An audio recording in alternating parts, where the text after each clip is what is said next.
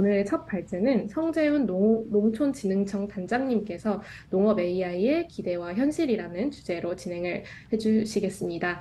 농촌진흥청은 4차 산업혁명 기술을 농업에 접목하는 스마트 농업 등 이제 농업 기술 혁신의 산실이 되는 곳이라고 볼 수 있는데요. 오늘 첫 발제로 한국 농업 AI의 현재에 대해서 굉장히 중요한 내용 나눠주실 예정입니다. 네, 성재훈 농촌진흥청 단장님을 큰 박수로 모셔보겠습니다.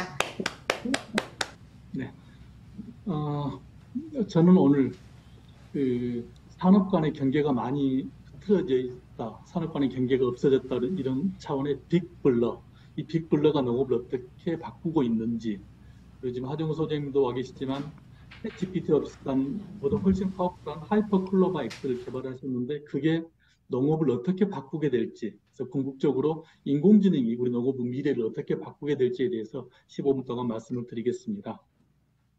빅블러 시대, 잘 아시는 것처럼 산업 간의 경계가 없다는 뜻이 빅블러죠. GPS는 1970년대 국방용으로 미국에서 개발이 되었지만 지금은 모든 자동차 그리고 대부분은 농기계에 GPS가 들어가 있습니다. 또한 지금은 남극에서도 상추를 재배를 하고 고추를 재배하고 수박을 재배해서 수박 화채를 만들어 먹을 수 있습니다.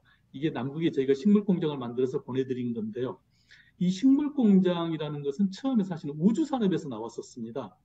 인간들이 화성을 갔을 때 화성에 가서 3개월 머무르고 있다 온다고 보면은 3개월치 식량을 가져갈 수가 없잖아요. 그래서 우주에서 어떻게 식량을 생산할까라는 연구를 하다가 지금 우리가 하고 있는 식물공장 연구가 지금 시작이 된 거고요. 방금 또 김현진 교수님께서 잠깐 말씀하셨던 드론도 사실은 군사용으로 처음에 시작이 됐지만 지금 우리나라에서 사용되고 있는 드론의 3분의 2 정도는 사실 다 농업용으로 쓰이고 있습니다. 이렇게 처음 시작됐던 것과 지금 활용되는 분야는 많이 겹치고 있고요. 그래서 당연히 인공지능도 우리가 가져다 쓰면 된다고 저는 봅니다. 흔히 우리가 알고 있는 4차 산업혁명 기술이 이런 겁니다. 이런 건 대부분 보면은요, 머시너리, 기계하고 일렉트로닉스, 전자가 합쳐진 건데요. 재밌는 게 머시너리 M자하고 일렉트로닉스의 트로닉을 합친 LSM트론이라는 회사가 있습니다. 혹시 들어보셨는지 모르겠는데요. 우리나라의 농기계 회사 중에 3분의 1의 포션을 가지고 있는 유일하게 대기업이 참여한 농기계 회사입니다. 재밌는 회사고요. 이 회사는 예전부터 이렇게 머시너리하고 일렉트로닉을 합쳐서 산업 간의 경계를 험으로써 LSM트론이라는 회사를 만들었다는 말씀을 드리고요. 더 재밌는 것은 우리 2018년 12월 1일 세계에서 최초로 5G 전파를 우리가 쐈을 때 3개 통신사 KT, SKT, LG U+에서는 각각 1호 시그널을 누구한테 줄 건가 가지고 굉장한 홍보를 했어요.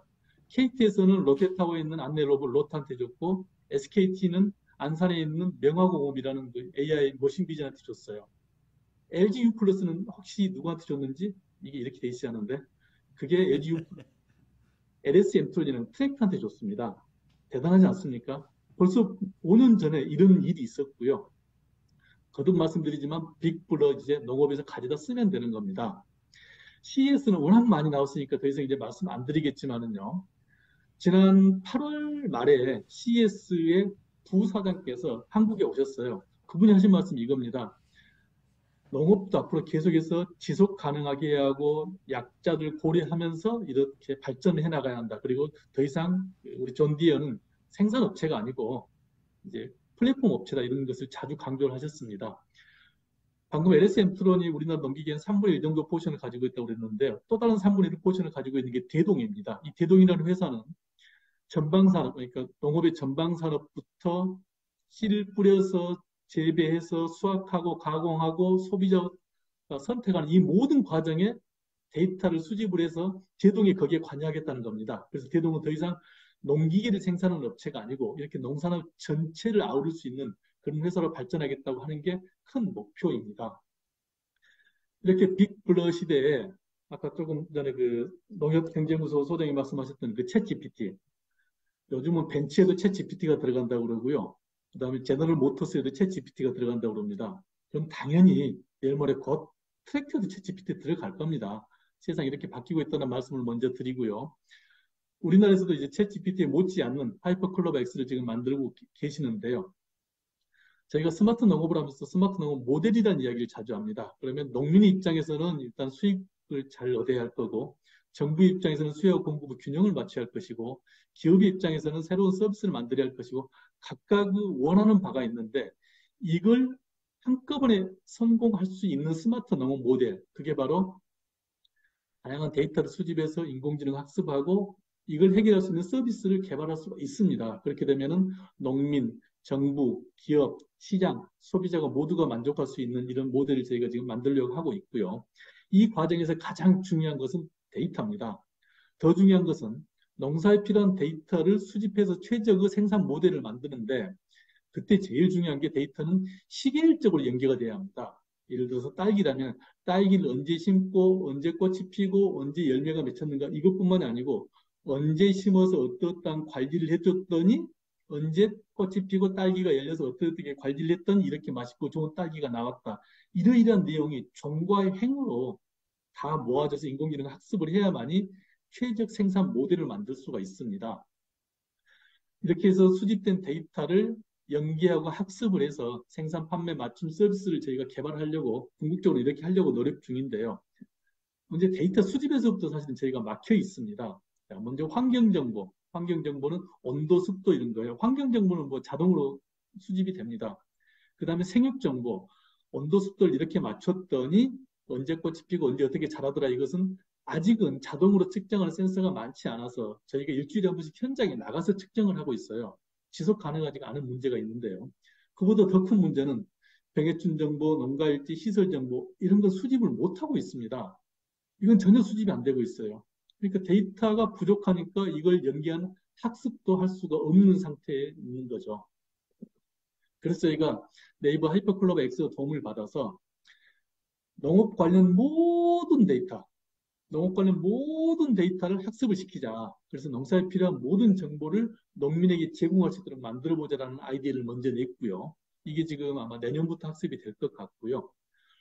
두 번째는 의사 선생님들이 한 10시간 정도 수술하고 나서 가장 힘들어하는 게 수술 일지 쓰시는 거라고 그럽니다. 농업도 마찬가지거든요. 농민들이 매일 일지를 쓰셔야 돼요. 그 일지를 쓰셔야만이 농업 보조금을 타는 그 증거 자료로 활용이 되는데요. 사실 연봉 일지 쓰기가 쉬운 일이 아닙니다. 일기니까요. 근데 이걸 굳이 글로 쓰지 말고 말로 하면은 자동으로 저장이 되도록 일기를 만들어 보자. 그래서 이건 이미 네이버 하이퍼클로버 X를 이용을 해서 저희가 가로살 재배 단지에서 이미 활용을 하고 있습니다. 이 두 가지, 방금 이런 데이터를 인공지능으로 학습을 시키고 영농일지 같은 경우 자동으로 입력되게 만들고 기상청의 데이터, 네이버 쇼핑 데이터 이런 모든 것을 학습을 시키면 농가 컨설팅이 가능해집니다. 예를 들면은 농민이 무슨 작업을 할 때, 옆집에 계시는 저기 농사 잘 짓는 분들은 지금 그렇게 작업 안 하고 다르게 작업하시던데 왜 이렇게 하셔요? 작년에는 이런 작업 안 하고 저런 작업 하셨는데요? 내일 모레 비가 올 텐데 굳이 물을 줘야 돼요? 이런 것을 컨설팅 해줄 수 있는 상태가 된다고요. 그러니까 이게 참 이제 네이버하고 제대로 학습만 하면은 농업도 이제 큰 변화가 있을 거라고 생각을 하고요. 그게 바로 농업 AI 생태계 모델입니다. 농사를 잘 짓는 분이 계셔요. 농사를 잘 짓는 분이 모델을 만들어 놓고 그 모델을 일반 농가가 가져다 쓰시는 겁니다. 그러면서 이 모델을 가져다가 어떻게 농사를 짓고 있다는 데이터를 다 수집을 해요. 그리고 영농일지도 마찬가지 농부 모든 활동을 데이터화하고 이런 것을 학습을 시켜서 메타버스상에서 학습을 시켜서 다양한 정보 연결을 통한 시뮬레이션까지 가능하고요. 그걸 다시 또 현장에 적용할 수 있고 이걸 나중에 수출까지 할 수 있는 이런 다양한 모델을 저희가 지금 구상 중에 있습니다.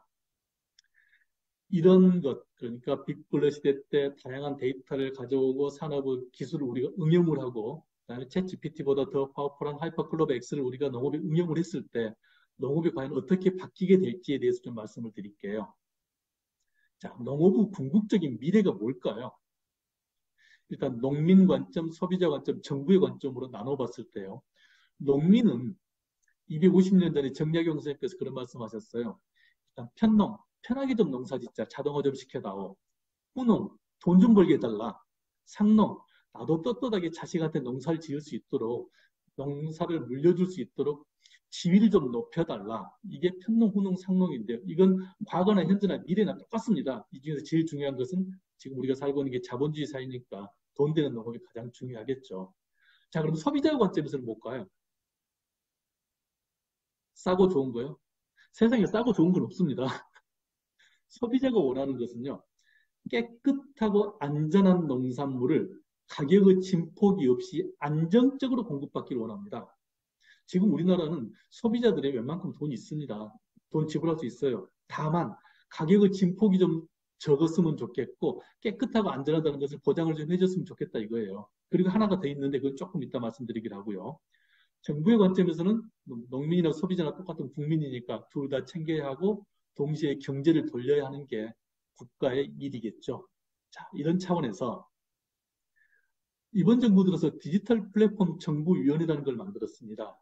정의는 명확합니다. 모든 데이터가 연결되는 디지털 플랫폼 위에서 국민, 기업, 정부가 함께 사회 문제를 해결하고 새로운 가치를 창출하는 정부예요. 여기서 중요한 것은 모든 데이터가 연결되어 있다는 게 중요합니다. 모든 데이터가 연결되어 있어야만이 이런 서비스를 할 수 있고 이러한 서비스는 개인 맞춤형 1대1 서비스를 해주겠다는 게 디지털 플랫폼 정부의 목표입니다. 그런 차원에서 올 초에 제가 디지털 플랫폼 정부위원회에 가서 농업도 이렇게 1대1 서비스를 하고 있습니다라고 보고를 드린 게 있습니다. 딱 슬라이드 두 개만 소개를 드리면은 예전에는 농촌진흥청에서 기술을 만들어서 이렇게 쌓아놓고 기술을 이렇게 만들었으니까 가져가십시오라고 말했는데 지금 그렇지 않습니다. 지금은 개인별로 농민 개인이 어떤 땅을 가지고 있으니까 내일은 어떤 작업을 하십시오. 또는 이 농지는 땅심이 지금 어떠니까 어떤 비료를 얼만큼만 주십시오라는 농장 맞춤형 또는 개인 맞춤형 서비스를 해드리고 있고요. 심지어는 우리 일기예보 아침마다 보잖아요. 기상청에서 주는 일기예보는 동네 예보라고 해서 5km 단위로 예보가 나옵니다. 그렇지만 농업으로 보면은 5km 이내에 농장이 얼마나 많이 있겠어요. 그래서 기상청의 정보를 받고 저희가 자체 분석을 해서 농장 단위로 30m 단위 일기예보를 해드립니다. 그래서 농장 주인한테 내일 아침에 서리가 내릴 것 같으니까 방상팬을 트십시오 라는 문자를 알려드리는 이렇게 농장 단위 일기예보를 저희가 해드리고 있다는 말씀을 저희가 보고를 드린 적이 있습니다. 앞으로 농업이 이렇게 바뀔 겁니다. 자, 우리 인간의 궁극적인 목적은 건강하게 오래 사는 겁니다. 건강하지 않게 오래 사는 걸 바라는 사람은 아마 없을 겁니다. 자, 건강 이야기 잠깐 해볼게요. 내 건강 관련된 정보는 일단 병원에 있습니다. 제가 병원에 가면은 제 정보는 다 보관하고 있겠죠. 그리고 공공기관 세 군데에서 예방접종한 거, 그다음에 제가 병원 가서 약 받은 거, 그리고 제가 건강 기록한 거, 이 세 가지 정보가 공공기관에 있고요. 이 두 개는 연계가 안 됩니다, 지금. 그리고 개인이 차고 다니는 이런 웨어러블 기기, 이것도 공유가 안 됩니다. 그리고 마지막으로 유전 정보, 유전 정보를 우리가 평생에 딱 한 번만 검사하면 되는 거잖아요. 이 유전 정보까지 합쳐지면은 이제 내 개인이 주도하는 내 건강 관련 모든 정보를 다 모을 수가 있습니다. 물론 이건 법적인 근거가 있어야 합니다. 그렇게 되면은 나의 병력 그리고 내 유전자 정보를 분석해서 내 체질에 맞는 영양 정보를 만들 수가 있는 거죠. 그게 바로 현재 디지털 정부에서 디지털 플랫폼 정부에서 말하는 개인 맞춤형 정부입니다. 자, 소비자 관점에서 아까 말 안 했던 거 이게 뭐냐면요.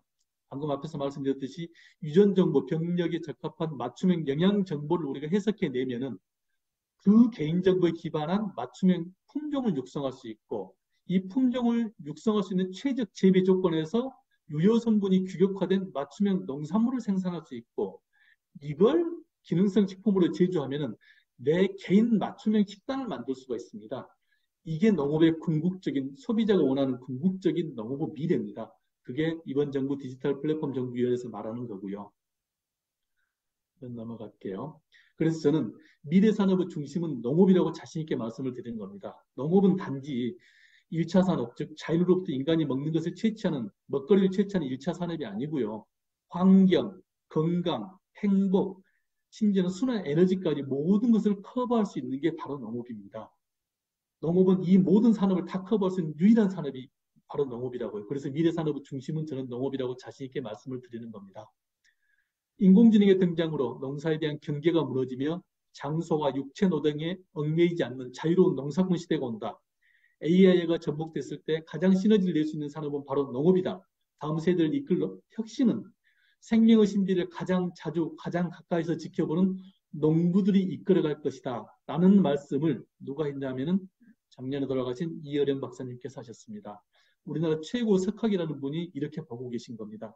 저 또한 여기에 전적으로 동의하고요. 다음 세대를 이끌 혁신은 생명의 신비를 가장 자주, 가장 가까이서 지켜보는 농민들이 이끌어갈 수 있도록 저희 농촌진흥청도 최선을 다하겠습니다. 고맙습니다.